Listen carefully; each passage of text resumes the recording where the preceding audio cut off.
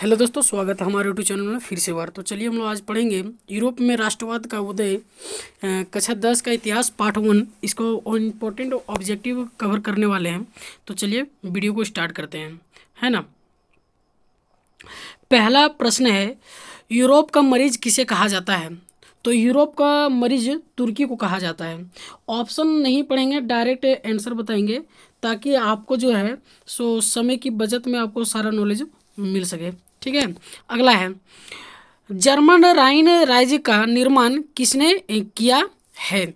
तो वह Napoleon Bonaparte ने की थी। बोनापार्ट, बोनाभट नहीं होता है, बोनापार्ट होता है। ठीक है। चलिए, राष्ट्रवाद की अवधारणा का जन्म किस घटना से माना जाता है? राष्ट्रवाद एक राजनीतिक विचारधारा है, ठीक है, जो देश के प्रति होता है, देशभक्ति के प्रति होता है, उसे राष्ट्रवाद कहते हैं। ठीक है। फ्रांस की क्रांति के बाद जो है सो लगभग दुनिया भर में राष्ट्रवाद जो है सो फैल गया। चलिए, नेपोलियन संहिता किस वर्ष लागू की गई है ना? 1804 ईस्वी में। गोरिबोल्डी पेशे से क्या था? गोरिबोल्डी पेशे से नाविक था, है ना। इटली तथा जर्मनी वर्तमान में किस महादेश के अंतर्गत आते हैं? इटली तथा जर्मनी, है ना, यूरोप महादेश के अंदर आते हैं। 1829 में एड्रियानोपुल की संधि किस देश के साथ हुई? है ना, तुर्की के साथ। फ्रैंकफर्ट की संधि कब हुई? फ्रैंकफर्ट की संधि 1871 में हुई थी, है ना। चलिए, इटली एवं जर्मनी के एकीकरण के विरुद्ध निम्नलिखित में से कौन था? वह ऑस्ट्रिया था। ठीक है। इटली और जर्मनी के एकीकरण के बीच में विरोध जो था सो ऑस्ट्रिया आ रहा था। काउंट काबूर को विक्टर इमैनुअल ने किस पद पर नियुक्त किया था? प्रधानमंत्री, है ना, प्रधानमंत्री, याद रखिएगा। फ्रांस की किस शासन वंश की पूर्ण स्थापना वियना कांग्रेस द्वारा की गई थी? बुर्बो वंश के द्वारा, है ना। चलिए, यूरोप वासियों के लिए किस देश का नाम साहित्य एवं ज्ञान विज्ञान प्रेरणा स्रोत रहा है ना? यूनान। ठीक है, यूनान। अगला है, मेजनी का संबंध किस संगठन से था? मेजनी का संबंध जो है कार्बोनेरी की से संबंध था। ठीक है। अगला है, जर्मन राइन राज्य का निर्माण किसने किया था? जर्मन राइन राज्य का निर्माण जो है सो नेपोलियन बोनापार्ट, पहले भी बता दिए, एक क्वेश्चन रिपीट हो गया। ठीक है। चलिए, जाल वेरिन एक संस्था थी। किस चीज़ की संस्था थी? व्यापारियों की संस्था थी। ठीक है। चलिए, रक्त एवं लोहे की नीति का अवलंबन किसने किया? है ना, बिस्मार्क ने किया था। अगला प्रश्न है, ओटो को निम्नलिखित में से कहाँ का राजा घोषित किया गया? है ना, यूनान का। यूनान को स्वतंत्र राष्ट्र घोषित किया गया। कब घोषित किया गया था? 1832 ईस्वी में। ठीक है। चलिए, फ्रांस की किस संस्था ने लुई 16वें और उसकी रानी को फांसी की सजा दी थी? है ना, कन्वेंशन ने। अगला प्रश्न है, 1880 ईस्वी की क्रांति के बाद फ्रांस में किस प्रकार का शासन स्थापित हुआ? है ना, संवैधानिक राजतंत्र।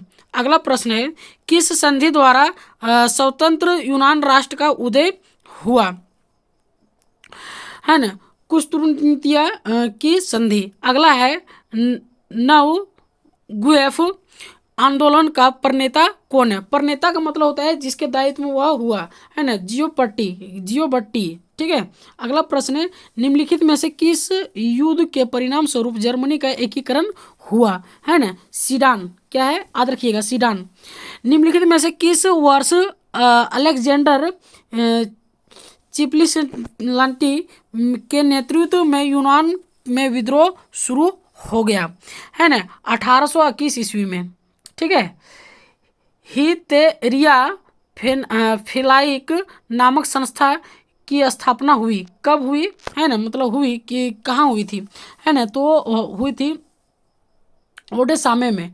ठीक है। अगला है, निम्नलिखित में से कौन जोकोबिन क्लब का सदस्य था, है ना? टीपू सुल्तान।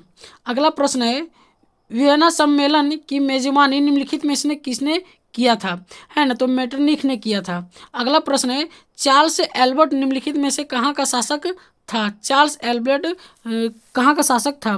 तो वह सर्डिनिया पीडमाउंट का। ठीक है। अगला प्रश्न है, फ्रांस में नेपोलियन संहिता किस वर्ष लागू की गई, है ना? 1804 ईस्वी में। ठीक है। हंगरी की अधिकांश जनता कौन सा भाषा बोलती थी, है ना? मैगयर। अगला प्रश्न है, नेपोलियन ने जर्मनी में किस संघ की स्थापना की थी, है ना? राइन संघ। अगला प्रश्न है, वियन सम्मेलन का आयोजित किस वर्ष हुआ? 1815 ईस्वी में। किस वर्ष बाल्डी ने रोमन पर आक्रमण करने की योजना बनाई? 1862 ईस्वी में। बुर्बो राजवंश का शासक किस देश में था, है ना? फ्रांस में। अगला है, मसीले किस देश की राष्ट्र भक्ति गीत है? फ्रांस का। सन 1870 में फ्रांस और प्रसा के बीच युद्ध कहाँ हुआ था, है ना? सीडान में। राष्ट्रवाद की अवधारणा का जन्म किस घटना से माना जाता है? फ्रांसीसी क्रांति। क्वेश्चन रिपोर्ट हो रहा है। ठीक है। चलिए, मेटरनिख कौन था? मेटरनिख जो है सो ऑस्ट्रिया का चांसलर था। ठीक है। इटली की स्थापना किसने की? मेजनी ने। अंग यूरोप की स्थापना कब हुई? अंग यूरोप की स्थापना 1928 ईस्वी में हुई। अगला प्रश्न है, सेडोवा का युद्ध किसकी पराजय हुई? सेडोवा के युद्ध में किसकी पराजय हुई? ऑस्ट्रिया की, है ना? लाल कुर्ती का संगठन किसने किया, किसके द्वारा किया गया था, है ना? गैरिबाल्डी ने किया था। यूरोपीय सभ्यता का पालना किसे कहा जाता है? यूनान को। वर्साई की संधि कब हुई, है ना? 1919 में। मेटरनिख क्या था? मेटरनिख एक प्रतिक्रियावादी था। मेटरनिख का पतन कब हुआ था? 1948 में। बिस्मार्क क्या था? बिस्मार्क एक कूटनीतिज्ञ था। जिस प्रकार से आप इंडिया में चाणक्य को कूटनीतिक मानते हैं, उस प्रकार से बिस्मार्क था यूरोप में, है ना? इटली के एकीकरण का तलवार कौन था, है ना? गैरिबाल्डी। इटली में एवं जर्मनी के एकीकरण के विरुद्ध कौन सा देश था? तो जाहिर सी बात है कि वह ऑस्ट्रिया ही था। हनोई समझौता कब हुआ था? हनोई समझौता 1946 में हुआ था। मेटरनिख व्यवस्था का उद्देश्य क्या था, है ना? पुरातन व्यवस्था की पुनर्स्थापना। किसने कहा था, फ्रांस जब छींकता है तो बाकी यूरोप को सर्दी जुकाम हो जाता है? मेटरनिख ने कहा था। ठीक है। अब यह क्वेश्चन 2017 में पूछा गया है। 2017 या तो 16 में आप देखिएगा, प्रीवियस ईयर क्वेश्चन में क्वेश्चन पूछा गया है। और बहुत सारा जितना भी क्वेश्चन सब प्रीवियस ईयर का ही उठाया गया है। ठीक है। नेपोलियन कोड में कुल कितने कोड थे, है ना? 5। रोमन निवादी क्या था? एक सांस्कृतिक आंदोलन था। मारियान किस देश का राष्ट्रवाद प्रतीक था? फ्रांस का। एक्ट ऑफ यूनियन किस वर्ष पारित हुआ, है ना? 1707 ईस्वी में। किसने अपनी कूटनीति के बल पर इटली की समस्या को संपूर्ण यूरोप की समस्या बना दिया? Count Cavour. काउंट काउर कौन था? काउंट काउर इटली का एक प्रधानमंत्री था। फ्रेंड्स ऑफ इटली नामक संस्था का गठन किसने किया था, है ना? मेजनी ने। विलियम प्रथम कहाँ का शासक था? परसा का। जेवेलराइन की स्थापना किस राज्य ने की? परसा ने। बिस्मार्क किस विद्वान के विचारधारा से प्रभावित था? हिगेल के, है ना? अगला है, किस युद्ध के बाद जर्मनी का एकीकरण हुआ? किस युद्ध के बाद जर्मनी का एकीकरण हुआ? तो वह था सीडान का युद्ध। जर्मेनिया क्या थी? जर्मनी जर्मन का राष्ट्र प्रतीक था। जर्मनी का एकीकरण कब पूरा हुआ? 1871 ईस्वी में। हिगेल कौन था? हिगेल एक दार्शनिक था यूरोप का, ठीक है, यूरोप महाद्वीप के अंतर्गत आता था, ठीक है। सन 1870 में फ्रांस और पर्सा के बीच युद्ध कहाँ हुआ था? स्वीडन में। सेल्सविग और हिल्स्टीन का संबंध किस देश के एकीकरण से है? जर्मनी के एकीकरण से। सेडान युद्ध कब हुआ? सेडान 1870 में हुआ। हंगरी की भाषा क्या थी? हंगरी की भाषा मैगार थी।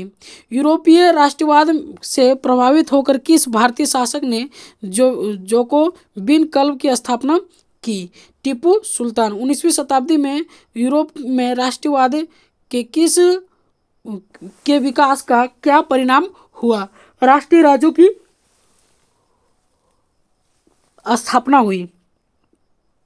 नेपल्स की क्रांति कब हुई थी? नेपल्स की क्रांति 1821 में हुई।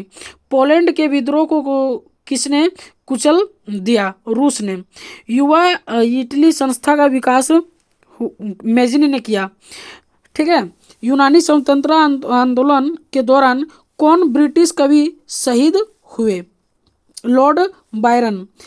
मारियान किस देश के राष्ट्रवाद के प्रतीक थी? फ्रांस के। जर्मनी के एकीकरण के लिए बिस्मार्क ने कितने युद्ध किए? 3। फ्रांस के किस राजा ने कहा था अंग्रेजी राजा की भांति शासन करने की अपेक्षा लकड़ी व अधिक पसंद करूंगा, है ना, ठीक है। तो यह जो है सो चार्ल्स दशम ने कहा था। उस सेंटेंस को थोड़ा गलत था, उसको सुधार लीजिएगा। जर्मनी एवं इटली के एकीकरण के समय फ्रांस का शासक कौन था? नेपोलियन तृतीय। किस देश का हंगरी का पूर्व आधिपत्य था? है ना, ऑस्ट्रिया का। कार्बोनरी क्या है? इटली में क्रांतियों का एक संगठन था। 1889 की क्रांति के समय फ्रांस का सम्राट था लुई 16वीं, ठीक है, लुई 16वीं। फ्रांस की महिला को मताधिकार प्राप्त हुआ। फ्रांस की महिला को मत देने यानी वोट देने का अधिकार कब प्राप्त हुआ?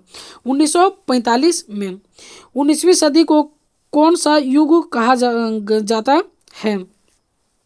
समाजवाद का युग। फ्रांस की क्रांति का प्रमुख कारण था निरंकुश शासन। किस देश को यूरोप का मरीज कहा जाता है? तुर्की को। वियना सम्मेलन कब हुआ था? 1815 ईस्वी में। यंग यूरोप एवं अंग इटली की स्थापना किसने की थी? मैजिन ने। यूनान के स्वतंत्र संग्राम में किसकी पराजय हुई? तुर्की के। अगला है मेटरनिख कहाँ का चांसलर था? ऑस्ट्रिया का। यूरोप में राष्ट्रवाद की पहली स्पष्ट अभिव्यक्ति किस क्रांति के साथ हुई थी? फ्रांस की क्रांति के साथ। किस देश का हंगरी पर पूर्ण आधिपत्य था? ऑस्ट्रिया। यूनानी स्वतंत्रता आंदोलन के दौरान कौन ब्रिटिश कवि शहीद हुए? Lord Byron. हीगल कहाँ का दार्शनिक था? हीगल जो है सो जर्मन का दार्शनिक था, ठीक है। कार्बोनारी नामक गुप्त संस्था की स्थापना किस देश ने की? है ना, इटली ने। यूनान के स्वतंत्रता संग्राम में किसकी पराजय हुई? है ना, तुर्की की। चलिए, यह था इम्पोर्टेंट क्वेश्चन, ठीक है। आपको वीडियो अच्छा लगा हो तो अपने दोस्तों के साथ शेयर कीजिए। अगर सपोर्ट कीजिएगा तो बहुत सारे वीडियो आपको लाने के लिए सोचे हैं, बहुत सारे वीडियो आएगा, ठीक है। अपने दोस्तों के साथ शेयर कीजिए, लाइक कीजिए, कमेंट कीजिए। कमेंट जरूर कीजिएगा किस प्रकार से आपको कितना आपको बेनिफिट या वीडियो रहा। मिलते हैं नेक्स्ट वीडियो में। जय हिंद, वंदे मातरम।